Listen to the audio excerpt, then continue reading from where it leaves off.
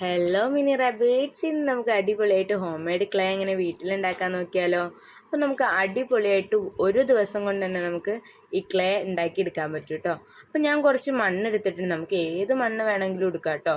അപ്പോൾ ഞാൻ ഏത് മണ്ണ് വേണമെങ്കിലും നമുക്ക് എടുക്കാം. ചളിമണ്ണോ കളിമണ്ണോ എന്ത് മണ്ണ് വേണമെങ്കിലും നമുക്ക് എടുക്കാം. അപ്പോൾ നമ്മളതിൽ കുറച്ച് വെള്ളം ഒഴിച്ചിട്ട് ഇതുപോലെ ഒന്ന് അരിച്ചിട്ടെടുത്താൽ മതി കേട്ടോ. അപ്പോൾ നമ്മൾ ഈ ചളി തീരുന്നവരെ ഈ പ്രോസസ്സ് ഒന്ന് കണ്ടിന്യൂ ചെയ്താൽ മതി. അങ്ങനെ ഇതൊന്ന് അരിച്ചെടുത്തതിന് ശേഷം നമുക്ക് എന്ത് ചെയ്യാം, ഇതൊന്ന് മാറ്റി വെക്കാം.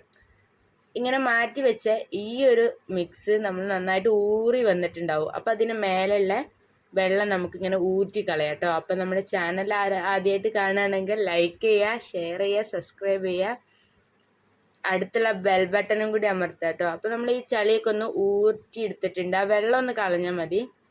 ഇനി നമുക്ക് ഈ കിട്ടിയ ചളി വെച്ചിട്ടാണ് നമ്മൾ ക്ലേ ഉണ്ടാക്കിയെടുക്കുന്നത് കേട്ടോ.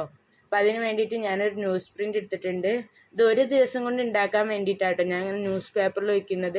നിങ്ങൾക്കിത് വെയിലത്ത് വെച്ച് ഉണക്കിയാലും മതി. നമ്മൾ കുറച്ച് കട്ടിയുള്ള ന്യൂസ് പേപ്പർ വേണം എടുക്കാനായിട്ട്.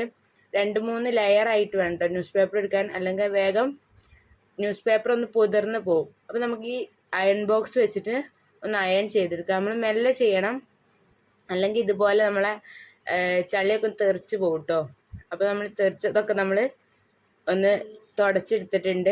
ഇപ്പോൾ ഇതുപോലെ നമുക്ക് കിട്ടും കേട്ടോ. ഒന്ന് ഡ്രൈ ആക്കി എടുത്താൽ ഇതുപോലെ കിട്ടും. അപ്പോൾ നമ്മളിങ്ങനെ മടക്കിയാൽ നല്ല സോഫ്റ്റ് ആയിട്ടുള്ള ക്ലേ റെഡി ആയിട്ട് വരും കേട്ടോ.